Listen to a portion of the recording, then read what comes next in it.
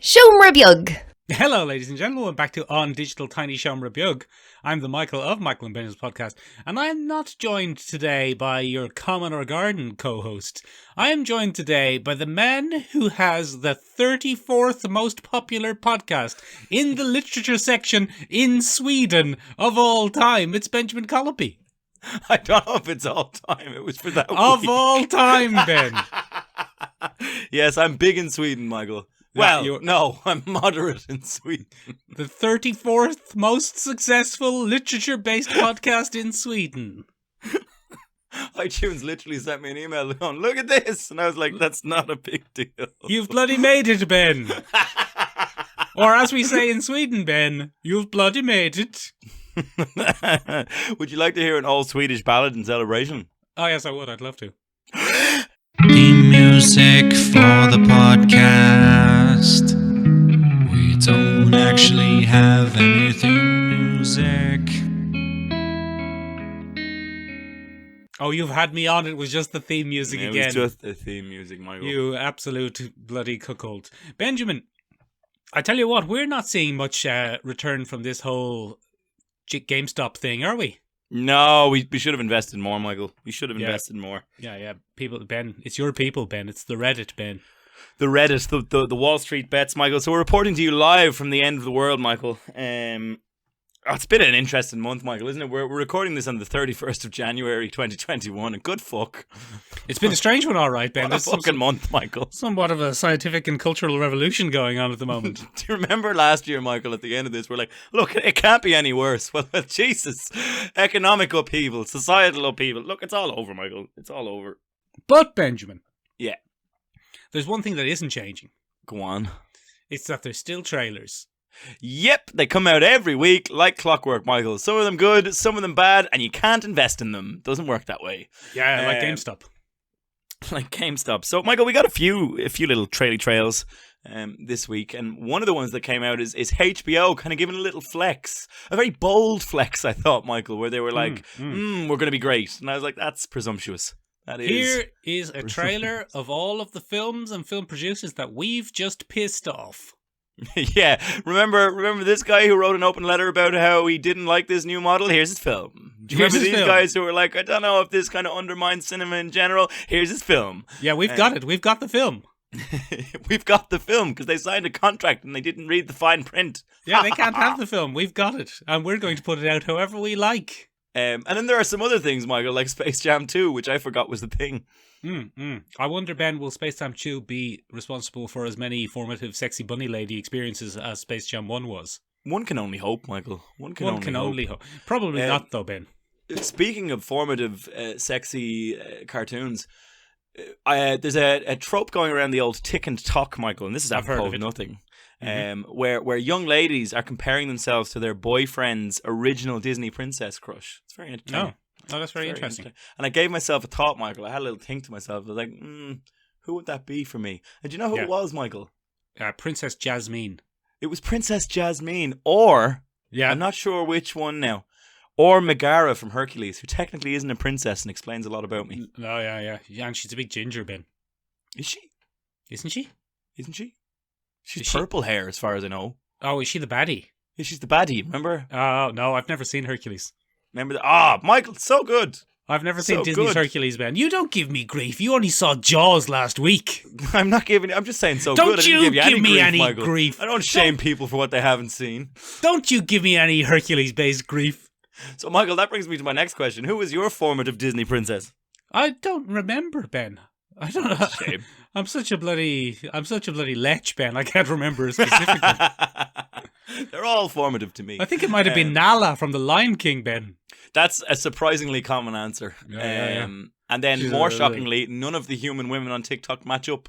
Yeah, no, that's weird. How can they ever live up to those wild expectations? It's just bizarre. It might have been prisoners. It might have been prisoners to Jasmine, Ben. I can't speak. I'm so cold, Ben. My face has gone numb. I'm sorry, Michael. I had no idea. I'm so cold. What's wrong? The tiny room, Ben. Occupy tiny room. I haven't been in here very much this week, so it's like a fucking freezer in here. My face is numb. Do you want to go get a hat? No. I'll just put my hood up. I'll put my hood up. So, Michael, I had an unusual reaction. I went for a half a second there. I thought Morbius, the Living Vampire, was being shown to us in the mini trailer, and I was like, HBO don't own that property. Why are they showing that? No, it was just Jared Leto. It's not. It's Jared Leto just looking knackered and worn out. It's I can't remember what it's called. The Little Things, is that what it's called? It's The Little Things, and it's Denzel Washington versus Jared Leto, who is a serial killer of some kind. So we're going to enjoy that. We got to see Suicide Squad snippets. I don't even think I'd call it a teaser, Michael. It's no, it's not. It's not really. About 5 seconds of footage. It's got John Cena in it. John Cena. We can see him this time, but only because they put a big mask on his face. Yeah, big shiny mask. And for some reason they use that to really flex on their audience, where they say nobody likes to show off, and he says, unless what you have to show off is dope as, and then it's like, yeah, it's dope as fuck. That's what he couldn't say because it's just a trailer. We got our first glimpse at the bloody Justice League poster this week, Michael, for the Snyder Cut. Very grim. Yeah, very grim. Shocking from Zack Snyder, who's known for his cheery depictions of life and things like that, you know. No, he's not so much, Ben. No. Oh, sorry, I forgot. He's actually grim and miserable. Quite grim, yeah. And he just likes a dark universe. Yeah. He just likes a dark universe. Although he didn't like the Dark Universe. No, notoriously not a fan. No. Notoriously not a fan. Had a big poster outside the premiere for The Mummy saying boo. Boo the Mummy. Yeah, it didn't go well though, because people thought he was into it. Like, boo, the Mummy. So it was. I don't know where we're going with this one, Michael. I don't know where you're going. I'm going to walk out of it. Benjamin, Godzilla vs. Kong. Let's get you back on track here. Let's get me back on track, baby. Benjamin, did you see the trailer for the upcoming film Godzilla is going to fight with King Kong? Yeah, there's a little girl and she's got a strong bond with a gorilla. Yeah, but there's another little girl and she's also got a strong bond. Yeah, I'm kind of tired of the strong bonds. I don't know if I care about this film. You always have to have a little girl who has a strong bond these days. Yeah, because I don't know. Look, we looked at the trailer, Michael. Kong is taken off Skull Island, obviously.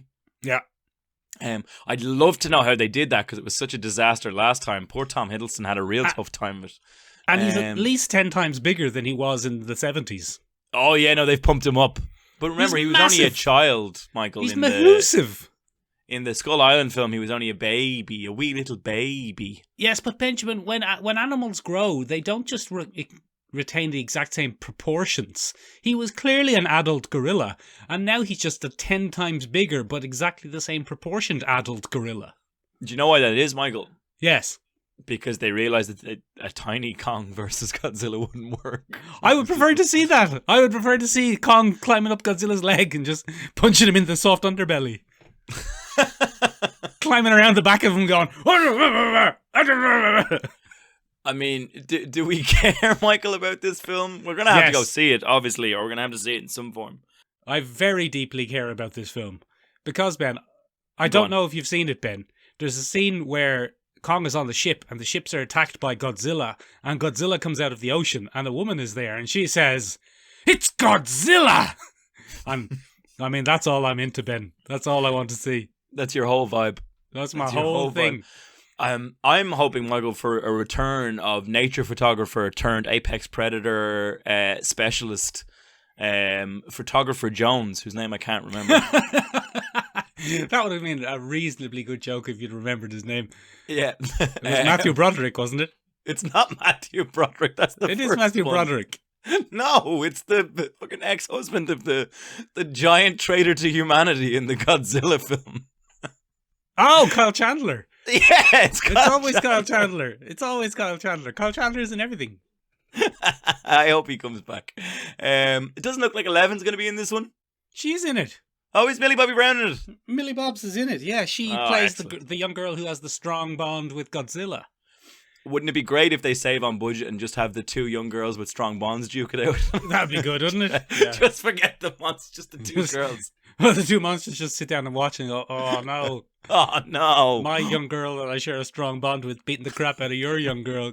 Because Millie Bobby Brown's what, 16, 17 now? So much bigger than much bigger than the other one. Yeah, she's gonna kick the shit out of her. Probably go to jail. Probably. Or juvenile detention, at least. Millie At Bobby Brown. least. I don't know if they still have that in this world, Michael, because everything's been destroyed by bloody monarch shenanigans. Yeah, and mutons. I can't remember, Michael. Did Mothra die in the last one? Yes, Mothra died and imbued its power into Godzilla. How Disney. And that's how Godzilla... It's nothing to do with Disney. That's how Godzilla came back and beat King Ghidorah. We must do an episode on the famous trope, Michael, fridging your kaiju. Yeah, or when moths die. What happens when moths die? Yeah, that's a good question. What does happen when moths die? They imbue lizards with their power, Ben. It's abundantly clear. That. Yeah, it's I abundantly didn't know clear. that at all. You've obviously never seen the film Godzilla, King of the Monsters. So, Michael, from one giant monster to one tiny monster, I sent you a link for a trailer this week. For some reason. For some reason. And this is what Disney does when they get their hands on on the entire Marvel property. They decide, Michael, to make something called Flora and Ulysses. No, not Flora and Ulysses. Flora and Ulysses. Yeah, because they do the American thing, Ulysses, isn't it? They're pronouncing it incorrectly, Ben. They put the emphasis on the wrong syllable. I think it's Ulysses L. Grant. What's his name? What's the guy who was in charge of the country during a civil war? Ulysses S. Grant. Ulysses S. Grant. Ulysses Lincoln? I don't know.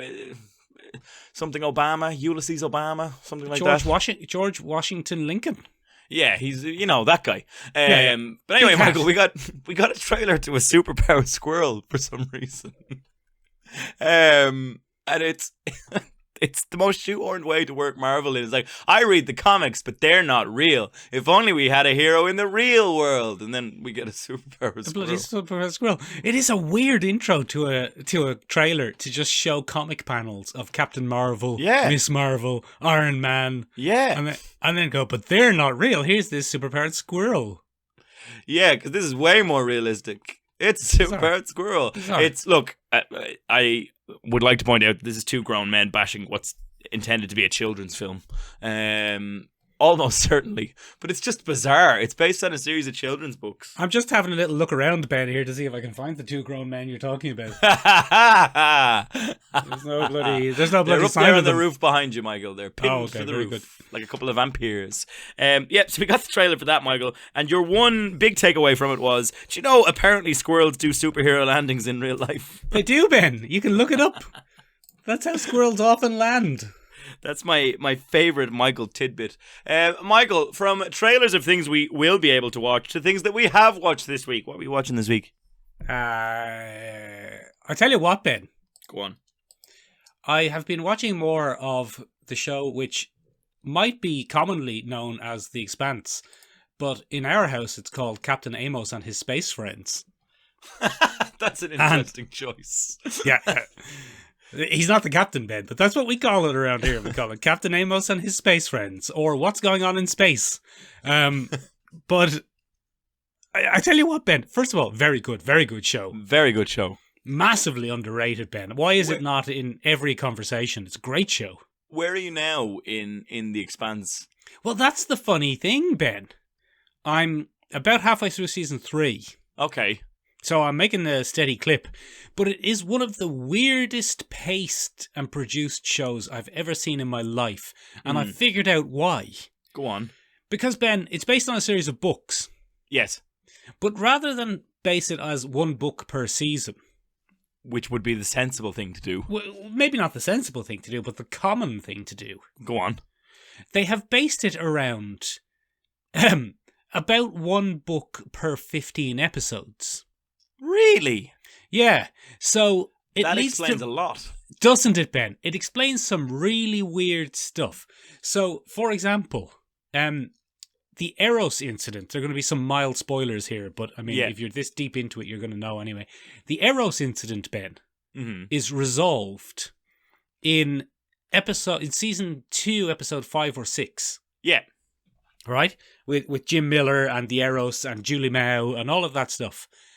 And then the very next episode is very confusing and tonally different, where it introduces Bobby and the Martian Marines and what's going on Ganymede. And you're like, what happened to the other... That's a book distinction, Ben. That's the end of one book and the start of another. That makes a lot of sense now. Where are you, Benjamin? I am first 2 episodes of season 3. Okay, fine, right. Just completed. So I will tell you then this, Ben. The second storyline, the hybrid storyline. Yeah. That also resolves in about 15 episodes. Get out of town. But in this case, Ben, it's the last 8 episodes of season 2 and the first 7 of season 3. Oh, that's so weird, Michael. It's weird, Ben. It's weird. So then halfway through season 3, Ben, which is where I am. Yeah. It takes a time jump. And it completely changes tone and story and plot. And it's bizarre. There's new characters. There's new haircuts. I have to weird. say, when they initially introduced Gunny and the Martians, Bobby and the Martians, yeah, which would be a great name for a band, but I was so against it because I was like, no, wait, who's back this? to the Rocinante. Yes, I don't have time for new characters. I'm invested in somebody else. Go back. Yes, but it's very good. It's very interesting, and I think it's a byproduct of the show's weird history of being moved around networks and cancelled and revived and almost definitely having short episode orders and stuff like that. Because it started out as a sci-fi gig, didn't it? It did indeed, like Killjoys. Like Killjoys. But less Canadian. To be everybody's property. Yeah, it's my favourite show currently on television. The Expanse. It's so good, Ben. So good. Everyone should watch it. Get on it. Speaking of things that are so good and should be watched, Michael, what else did you watch this week? I bloody saw episode 4 of WandaVision, Ben. Now, Michael, this for me was, I'm gonna come right off the bat here and say, not my favourite episode. Oh. Not my favourite episode. And I think the reason it's not my favourite episode is because, okay, we do spoilers, so I'm assuming we're doing spoilers. Yeah, we do spoilers. Yeah, okay, we do a little spoils, so spoilers, if you don't want to hear them, leave. Or skip forward 5 minutes or so. Or just fuck off. Okay, that was the spoiler fuck off brought to you by Michael and Benjamin's podcast. Yes.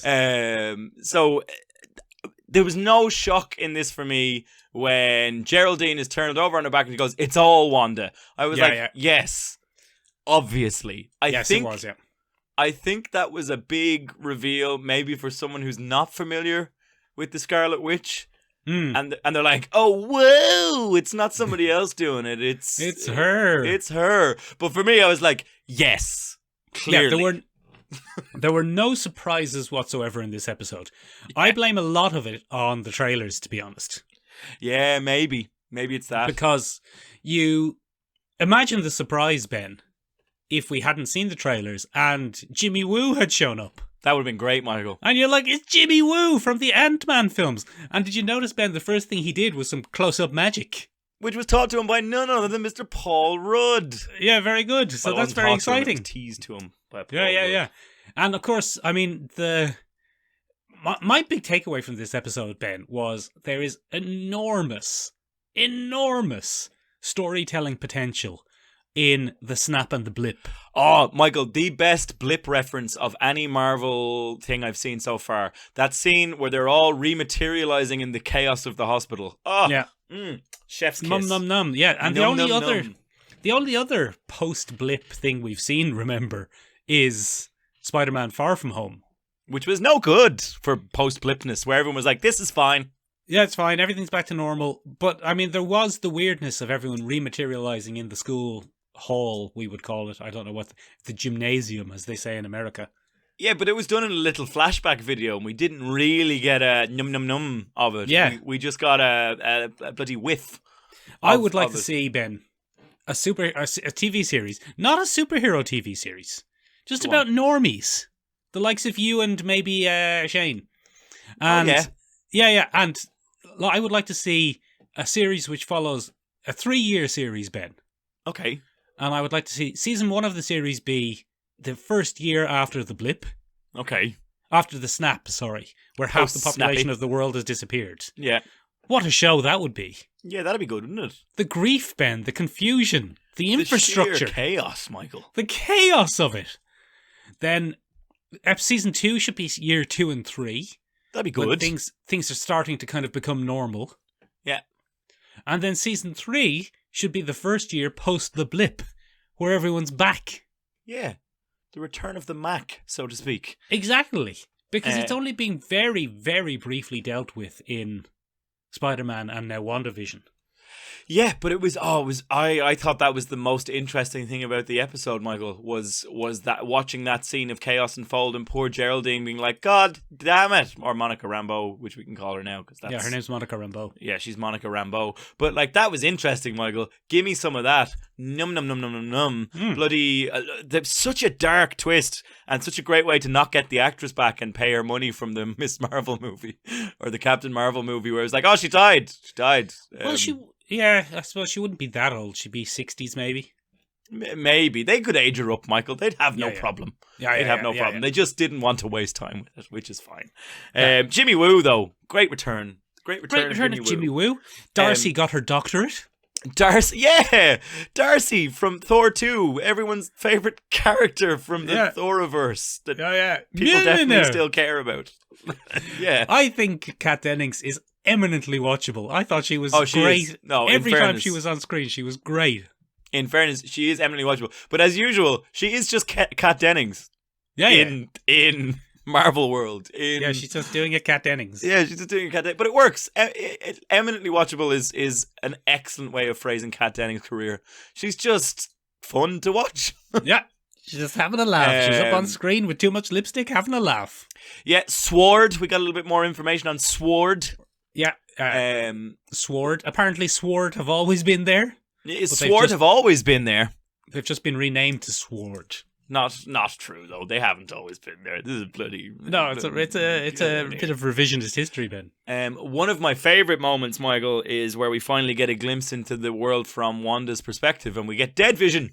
Oh, that was very good, wasn't it? And she was I'm not looking good. At it. Oh, Jesus wept. Because it caught me off guard, Michael. I just went, oh, to fuck. He's dead. He's dead. It was very alarming, Michael. Very alarming. And I like the play now where he's a bit of a Jiminy Cricket. He's like, we can leave here. It's like Wanda's subconscious trying to be like, hey, maybe kidnapping an entire town and holding them to your will isn't the best. It's suboptimal. Have you seen Wanda's Benjamin? like, no, we're staying. Have you seen the leaks from episode 5? Where we get a little Evan Peters action. A little bit of Evan Peters. Yeah, a little bit of Evan Peters. I think he's going to do an 80s style sitcom cameo. You're going to hear the classic canned laughter and the woo when he walks on screen, and that's it's 80s, isn't it? I'm assuming next week is the 80s. Yeah, I'm assuming it's the 80s. So the question is, Ben, next week, is it going to be a sitcom episode again? Is it going to be an Outside World episode, or is it going to jump backwards and forwards between the two, like we thought would happen the whole time? What I'd prefer, Michael, is a sitcom episode, believe it or not. I don't know if I'm all that... I'm really enjoying the sitcom thing. And I don't think that's the right way. I think if it was to jump in and out, that would be better from a storytelling perspective. But I just don't care about the why at the minute. I'm more interested to see how Wanda's PTSD plays out. Very interesting. I'm more interested in seeing the weird twists and turns. I want to know what the deal with Catherine Hahn is. I want to know why some of them are defending the world that they're in, others are trying to escape. I want to know, Michael, why a government operation with a drone sent in a weird box helicopter that uses a rotary thing like a toy helicopter, and then for some reason they were like, oh look, she made it retro in the thing, even though it's clearly just the same helicopter with a box clapped around it. That really bothered me. Monica Rambeau's drone at the beginning, Michael. I don't know why it bothered me so much, but it did. Would look forward to seeing a lot more Jimmy Woo, Monica Rambeau action. That was an enjoyable little interchange. I like that nobody can see Westview except for people outside of Westview. Yeah, that was such a place, Ben. That was good. A missing towns case, very witty from Jimmy Woo. So looking forward to a bit more of that, Michael. Yes, I enjoyed that the people who've been sent to investigate are all also sitcom alumni. They are. We've got Jimmy Woo, who's in the Fresh Off the Boat gang. Yes. We've got Kat Dennings, two broke girls. Two of them, and they're broke, yep. Two of them, and they're broke. So they're waitresses. Who else have we got? Monica Rambeau, what's she from? I think she's pretty new on the scene. I don't actually know that actress very well. New on the scene from her classic sitcom New on the Scene. New on the scene in Hollywood. Yeah. All we need now is Zooey Deschanel as a tough-talking, no-nonsense cop, and we're in. That would be pretty funny, yeah. She's been in every sitcom. We're in. Or Jerry Seinfeld. If Jerry Seinfeld might show up as can the you devil. imagine? Can you, Michael? I will lose my mind if Jerry Seinfeld shows up in WandaVision. That'd be great. As Jerry Seinfeld shows up as Mephisto. Oh, Michael, stop it. That's some of the finest casting we've ever done here. Don't go wasting my emotions, Michael. Oh, Jesus. That'd be sold. Good. That is That'd be good. the best casting decision we have ever made on this podcast. Yeah. Jerry Seinfeld as Mephisto. Speaking of Jerry Seinfeld's unmistakable influence on the TV landscape, Michael. Yes? Have you ever seen the classic Seinfeld episode, The Chinese Restaurant? Jesus, Ben. Now, I know I'm ruining it, but that was a smooth-ass transition. Jesus H. Christ. That was absolutely delicious. I mean, I've completely undermined it now, but bloody hell, that was good. That was wow. I couldn't believe you gave me Jerry Seinfeld. My brain literally went, oh my fucking God. Absolutely delicious. Well, now that I've ruined it, why don't you tell us about how that's a good bottle episode? So, Michael, way back in the 1980s. Yeah. Seinfeld was an up-and-coming dynamite show. And I suppose there was a convention in television, Michael, called the Bottle Episode. And there are many debates on where that name came from, but apparently it came from a kind of a Twilight Zone knockoff called The Outer Limits. Whoa. Or is it the other way around? Is it the other way around? It's the other way around. Damn it. How? No, it's not that. It's just how very dare you denigrate one of the greatest genre TV shows of all time, The Outer Limits, by calling it some Twilight Zone knockoff. All right, fair enough. I've been very unfair to The Outer Limits there, ladies and gentlemen. My deepest apologies. But basically, that show in its initial days was failing quite heavily. So one of the writers came up with the concept of just using sets they'd already built and kind of keeping the show to that. That later went on, became a huge Star Trek thing. They were called ship episodes in the Star Trek kind of writer's room. All right, but I think Star Trek's older than The Outer Limits, isn't it? I'm not sure. I think they're around the same time. I'm not 100% sure. In fact, I think The Outer Limits is in black and white. Oh, yes, you're probably right. So was Star Trek. I'm not 100% sure, but we will double check that. No, it's fine. Just keep going. I believe you. So anyway, very often, Michael, the bottle episodes, they're fixed set episodes. There's a limited amount of interaction with the outside world of the TV show. It's usually set in a familiar location for the audience. There are one or two introductory scenes to kind of introduce the conceit or to let the audience know what's happening in this particular episode. And then we find ourselves in a familiar setting or simply a limited set. So in the case of Seinfeld, Michael, that's the famous Chinese episode, the Chinese restaurant episode from season 2, I want to say. Now, at this point, unfortunately, bottle episodes have kind of garnered a reputation as a little bit boring. A little bit cheap. A little bit cheap. It was a money-saving tactic. And so a lot of bigger networks were like, well, we're trying to get that big audience. We're trying to hold their attention. I don't know if we're going to let Seinfeld have a bottle episode. So apparently Larry David threatened to quit. Oh. Unless his bottle episode was put in season 2. And they went ahead with it. And Michael, it's one of the best comedy dynamics because each character is completely defined by this episode. It's a masterclass in using what an audience understands about the character to push a story forward in a funny way. Every character acts exactly as you would expect. And Larry David and the other writers have chosen perfect situations to highlight and just let that giant glaring character flaw shine. Go on. So in the case of George Costanza, the person that everybody actually is, even though they think they'd be Seinfeld, but everybody's actually George Costanza, he has to make a phone call. I think of myself as more of an Elaine. Oh, you are an absolute Elaine. Yeah, 100%. You are an absolute Elaine. 100p Elaine. But anyway, George Costanza has to make a phone call to his girlfriend, who he is debating on whether or not to invite to the restaurant. And to make that phone call, to make the limit, he has to use a payphone. But there's another man on the payphone taking a very long time.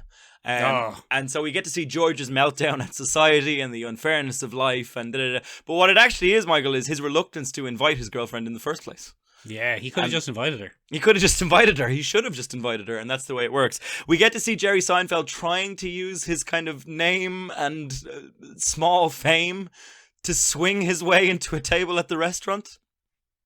And that's the conceit of Jerry being a little bit arrogant about how good he is at his job and how popular he is doing different things.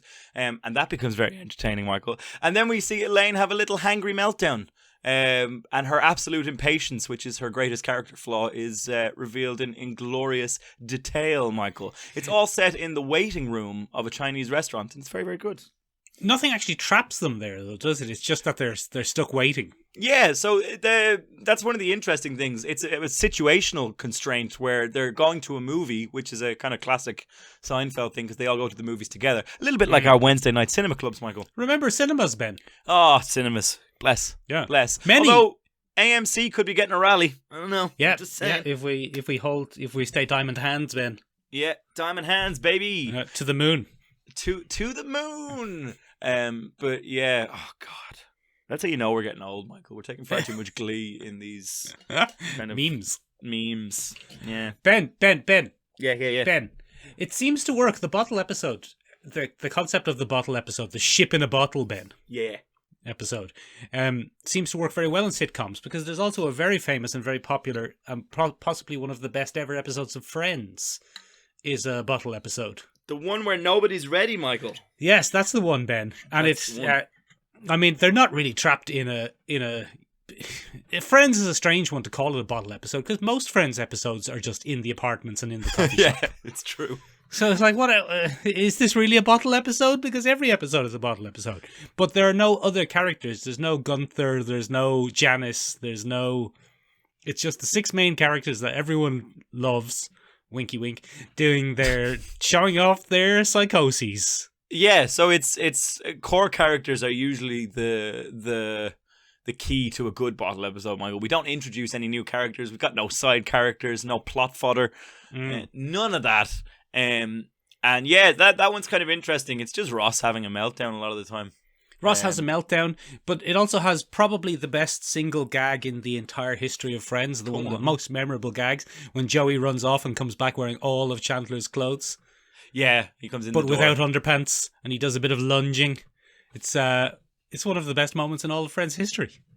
One of the very few golden moments, Michael, devoid of kind of problematic things these days. Apparently. Nope. Get back on your bloody millennial bus there. Okay, fine, I'll get back on the bus. Back on your millennial bus, Ben. So, one of the things, Michael, I suppose that distinguishes a sitcom bottle episode from a sci-fi bottle episode or something like that is usually in a more... How am I going to put this? I don't know, poorly, I would say. Well, that's generally how I put things, Michael, isn't it? Poorly put with Benjamin Polypy, yeah. The weekly millennial podcast where Ben attempts to be a social justice warrior and fails horrifically. Yes, I'm familiar with I'd listen to that. I do.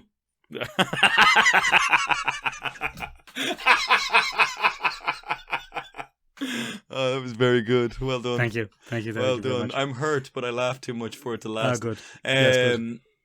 So anyway, in your Buffys, your Fireflies, your X-Files, the constraint on the characters can be more supernatural in nature. Oh, more exciting.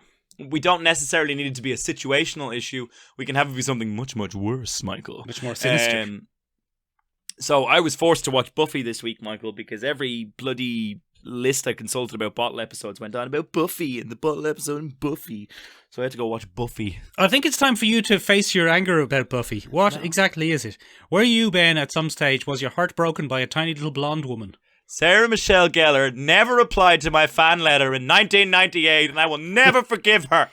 Good, okay. You were 4, Ben, in 1998. Yeah, but I was very smitten. All right. It took me hours with that crayon to write out, I love you, Sarah. SMG. Yeah, heartbreak by blonde women is pretty much par for the course on the other end of things, Michael. So maybe it's just an entirely embittered relationship to tiny blonde women. Maybe that's what it is. Sarah Michelle Gellar turned 40 3 weeks ago, Michael. Yeah, well, that's the ravages of time for you, Ben. Yeah. That's it. That's how it works. She's still looking good. I'm not going to say ravages of time when it comes to Sarah Michelle Gellar. She's fine. No, I was talking about me, Ben. I'm also almost 40, and look at the fucking state of me. You look great in a swimsuit, Michael, and I'll have nothing else. I do look great in a swimsuit. I do, but to be fair. But my poor face, Ben. Look at it. It's been ravaged by the ravages of time. I think it's just COVID, Michael. I think it's take a screenshot, Ben. In the house all day. Yeah, hang on. I need to move my recorder out of the way to take a little screenshot there, Michael. Because otherwise you'll get a big bloody Audacity thing in there, and that's no good. Where is my... There it is. Gotcha. Yeah, put that on Instagram, Ben. Call it the ravages of time. Yeah, I don't know if we want to alienate more people from the Instagram by showing them that particular face, but I'll do it. Tag Sarah Michelle Gellar. I will. Tell her it's fine, Sarah. You're doing well. Are you well? Because you're looking well, and Michael's not. You could be worse, Sarah Michelle Gellar. Now let's stop talking about aging, Ben, and talk about the bottle episode of Buffy the Vampire Slayer. So, Michael, there's a sisterly bond in the old Buffster the Vampire Slayer between Buffy and her sister Dawn. Yes, the worst character, Dawn. The objectively worst character, Michael, and I never really understood your issue with Dawn until this very episode, Michael. And my God, do I have several issues with the character of Dawn. So, where do we start? Dawn's a big whiny whinster. Yes, she is. And she's like, oh, Buffy doesn't spend any time with me. She's too busy bloody going off and saving the world. So she's having a little moan, and she makes a wish to the wish demon. Yeah. Who's running around in this episode, in that season. Is it that season? She's only in 3 or 4 episodes. She's only in 3 or 4 episodes, but she is there, Michael. Halfrick. What's her name? Halfrick. There you go. Well, Halfrick's there, and Dawn has a little natter with her on the porch, and Halfrick's like, wish granted. Gotcha. You're stuck now. And so then, Michael, what we see slowly revealed through the course of the episode is that nobody can leave the Summers home. And different characters come in and out, and they get trapped in the house, and hilarity ensues, right? But so we have a couple of interesting little character interactions. Spike and Buffy kind of reach ahead on their sexual tension. Their will they, won't they? Oh, will they ever just get a room together? Oh, no, they'll never be together. And they have a little argument in the hall, and this is where we kind of fully realize what's happening in the house, where Buffy's like, get out of my home. And Spike is like, it's daylight. I can't let you get out of your home. Can't be doing that now. And then Buffy's like, well, you leave. And then Buffy's like, I can't. I mean, I want to, but I can't. Yeah, I like that about it, Ben. I like that it's not a force field. Yeah, I like that it's just, they can't. No, a force field would have required budget to quickly render like an invisible shimmering But I field. actually prefer this. I prefer this mystical thing of they just can't. They get to the door, they open the door, and they all just stand there looking at it going, I can't leave. Brilliant. That became kind of a classic, because we saw it in this week's episode of WandaVision, Michael. It's like, why didn't you go in to the town of Westview? That's true. And he's like, I doesn't want me to. Can you not feel it? And it's like, what? I can't. But then Monica Rambeau is like, oh, okay, I'll just go in. And it's like, okay, that was short-lived. But yeah, that was very entertaining, Michael. Eventually, we kind of realized that Dawn and Buffster have to reconcile. And this is the bit that just makes me hate Dawn. Because Buffy's like, look, Dawn, if you want to spend more time together, and Dawn just has a little bitch fit. She just goes, get out! Get out! Get out of here! Get the fuck off away from me, Buffy! And it's the worst. Yeah, everyone hates Dawn. I was just sitting there going, what are you on about? Welcome to the world of hating Dawn, Ben. But I was just like, that's so nonsensical. What a response. You're one of us now, Ben. You're one of us now. You're part of the world of hating Dawn. Yeah. So Joss Whedon has a little love affair going with the bottle episode, Michael. He does. You have just finished Angel, Michael. I didn't make it. I just watched it. And no, you made it. You made every episode of Angel, and you've just finished now. I'm always surprised that they aired so many episodes that you hadn't finished. But probably explains the quality of the show. Zing! Oh, you've got it. That's a simultaneous blow to Angel and a compliment to you, because when you finish the show, it's damn watchable. Oh, thank you, Ben. Yeah. So anyway, what happens there, Michael, is Joss Whedon gives a very wry nod, and he's like, I've called this one Spin the Bottle. Spin the Bottle, because it's stuck in a bottle. So go on, tell me about that one, Michael, because I haven't seen it. So it's part of season 4, Ben, which you might remember is the worst season. Yeah, yes, definitely. Season 4 is awful, Ben. It's full of even one of the characters. They know in season 4 that season 4 is off, and one of the characters has a side adventure with a sexy lady. Oh. And he says, "No, I'm enjoying having this sexy lady side adventure because I've been stuck in a turgid, melodramatic, supernatural soap opera for the last 6 months." Turgid's no good. And then you're thinking, you have been, haven't you? You writers know that this has been awful. But one of the small highlights, Ben, is the episode Spin the Bottle. Because in Spin the Bottle, Ben, all of the characters, they get trapped in the hotel. Yeah. The hotel is where they live and work, Ben. And they all get reverted back into teenagers. What? Yeah. And they get reverted, not physically, so they stay middle-aged people. Oh, well, But thank they God for revert that. back to their but that's much cheaper. But they revert back to their teenage mentalities, Ben. Right. And the whole idea, funnily enough, Ben, I think it's the only episode of season 4 written and directed by Joss Whedon, and it is very Joss Whedon. Okay. For example, Ben, it has a kind of fourth wall breaking narration by one of the characters, Lorne the demon. Okay.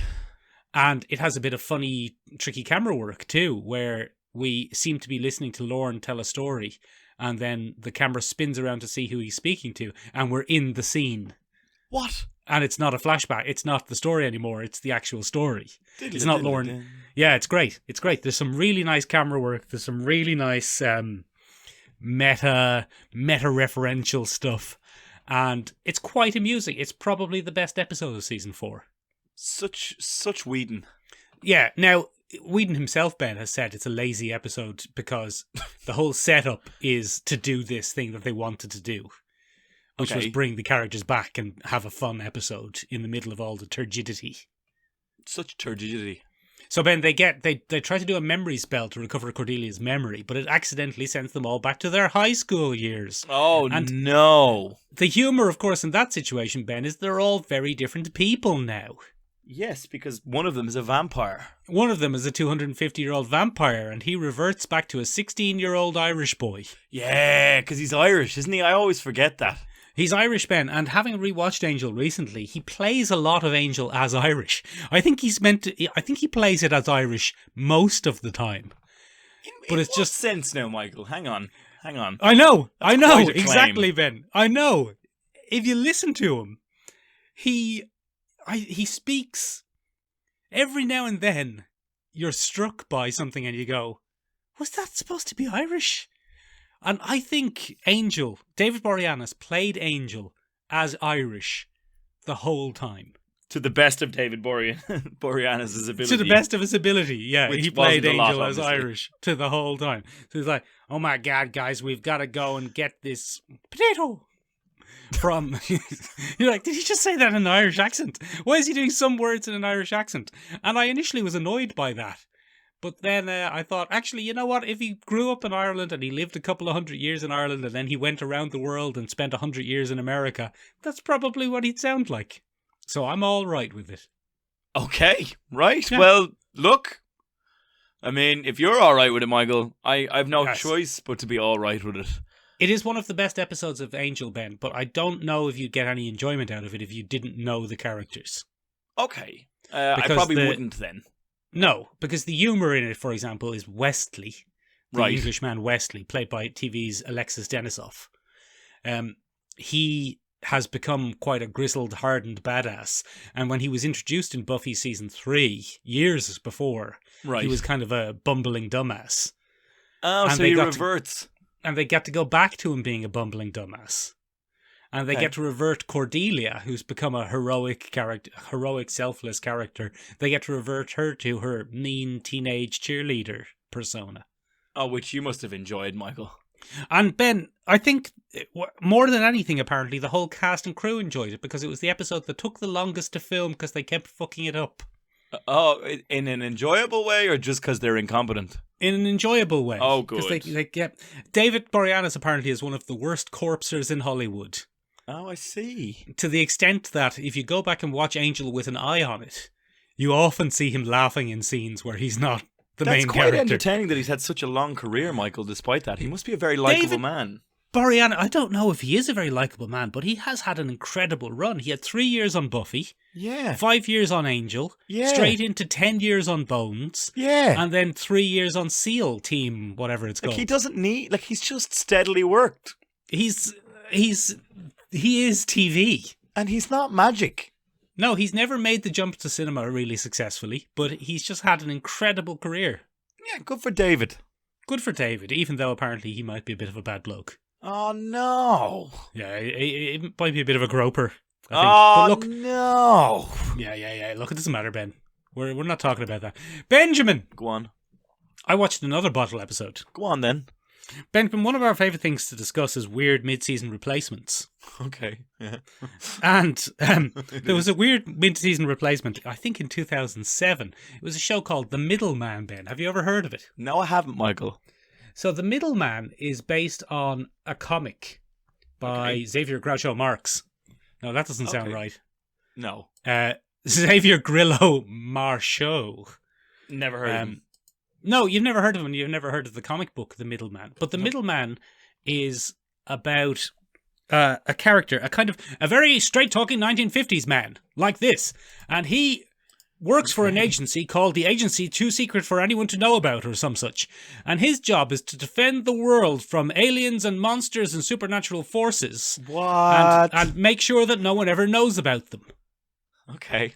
But Ben, his job, and this isn't in the description of the series, his job is to do that as cheaply as possible because it's a mid-season replacement.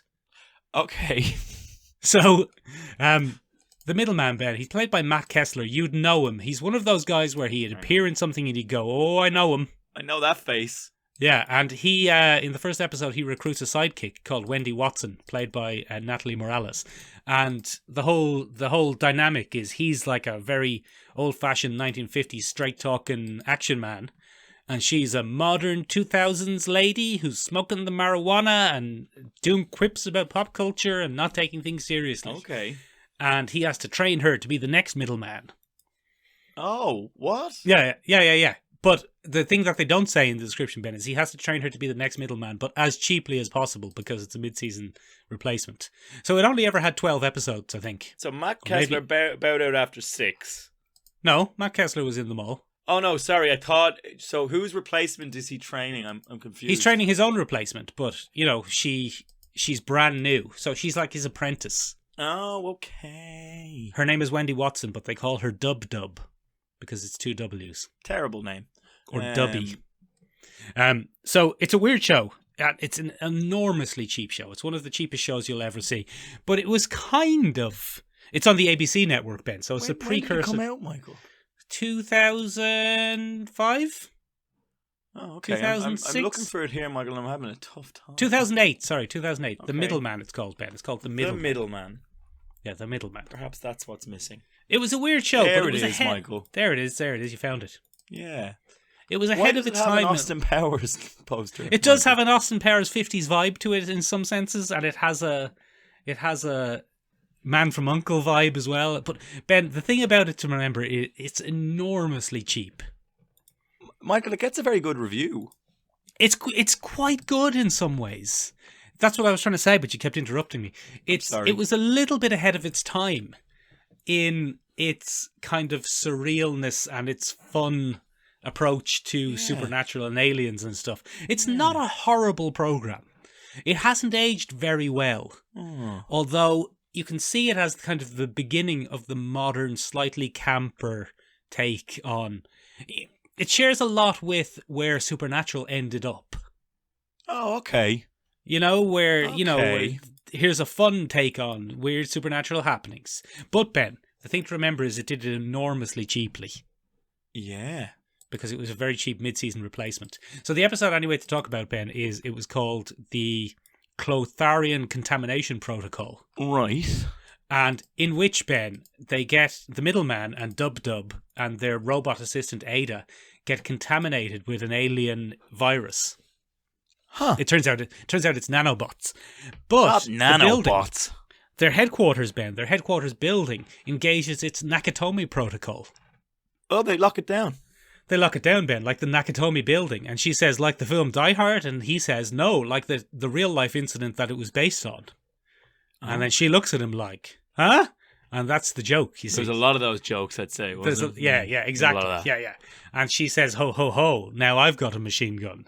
And she says, this is a lot like the film Die Hard. Oh, and she says, am I Bruce Willis? And, you see what I'm saying? And he's like, no, you're not. No.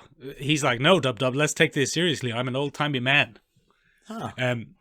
And there are little jokes about it, like, this episode must have been cheap to produce. Wink, wink. Because we're stuck in the building, you see. And they go through the ventilation shafts, Ben, and they say, why are the ventilation shafts so big? But the ventilation shafts are so big because it's part of the Nakatomi Protocol. And when the Nakatomi Protocol is engaged, the ventilation shafts expand outwards. So people can crawl through them, like in the film Die Hard. Bizarre. Ho, ho, ho, now I have a machine gun. But it's so cheap, Ben. Okay. Yeah. I'm going to have to watch this now. We're going to have to do a Middleman episode. I'm so intrigued by this, Michael. I would very gladly do a Middleman episode. Okay, I'm writing it down. It's a weird show. On the piece of and paper we could do some research on it. But Ben, the ship crashes. The alien ship comes back on Voyager 2, Ben. Right. And Voyager 2 crashes to Earth. Okay. With this contamination on it. No. But when Voyager 2 crashes to Earth, Ben, only Dub and the Middleman go to intercept it. Okay. And it's in an industrial estate. And there's like probably about 10 square foot of wreckage. No crater. Oh, that's handy. It's hilarious that such a huge international incident. And then a van shows up with 4 NASA scientists. And you know they're NASA scientists because they have blue jumpsuits with NASA written on the back of them. Excellent. Handy. Everything is so incredibly cheap. The weird highlight of the episode, Ben, is a subplot involving Dub's boyfriend saving the life of a mysterious billionaire. And then that mysterious billionaire trying to give him a job and making him go through a weird job interview process. Okay. Also in a single room. Who do you think played the weird billionaire in 2008? Okay. That's a good question. Mm-hmm. Is it TV famous? Very TV famous. Very TV. Older, younger? Middle. But like not super famous guy. He's just a guy who's in everything. Imagine a guy who's in everything. Oh. Is it? No, it wouldn't be him. He's too old. Who are you thinking? I was thinking of oh, my brain's not working now. I don't know his name. You don't need to know his name. Just tell me what he's in. He's in Office Space. He plays. It's not him. That's why I went, no, that doesn't work. It's the if you could have that on my desk by 5, that'd be great, guy. Oh, he's that guy. everything. Yeah, I've forgotten his name, from American Gothic as well. Yeah, he's in loads of stuff. No, go on, tell me. I'm never going to get this. It's someone like him. It's Mark Shepard. He shows up and all I can think of, yeah, of course it is. Who else would it be? Who else could it possibly be? TV's Mark Shepard. Yeah. The busiest man in Hollywood. The only man busier than him is David Boreanaz. Mark Shepard is bizarre. He pops up in everything. Everything. Funnily enough, Ben, I have another Mark Shepard thing this week, but we might not get to it this week. We're out of time, Michael. We're going to have to do a bottle episode part 2.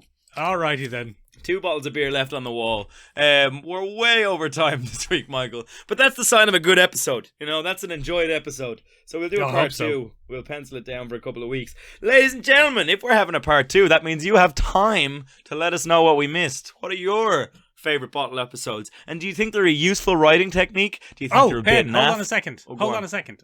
I did not think the Clothorian Protocol experiment was a good bottle episode. I think it was a bad example of a bottle episode, actually. Oh, thank you. Because although it was a bottle episode in a sense that they locked the building down and only the main characters were trapped in it. Yeah. But when I first saw it, it was in my memory. When you said bottle episodes, I remembered this show from 2008. And I went, oh, Middleman. Because that jumped out in my mind as the bottle episode. But I think it was because the glee that they had in pointing out this is a bottle episode made it stick out in my mind. But watching back on it, it was a bit much. And it's so cheap, Ben. I was it's 16 so years cheap. old, Michael. I probably would have loved it. You probably would have, Ben. It was very good. I probably would have loved it. Right. And Ben. Go on. It has classic, you don't see it very much anymore, but it has classic early 2000s exploitation scenes. Like?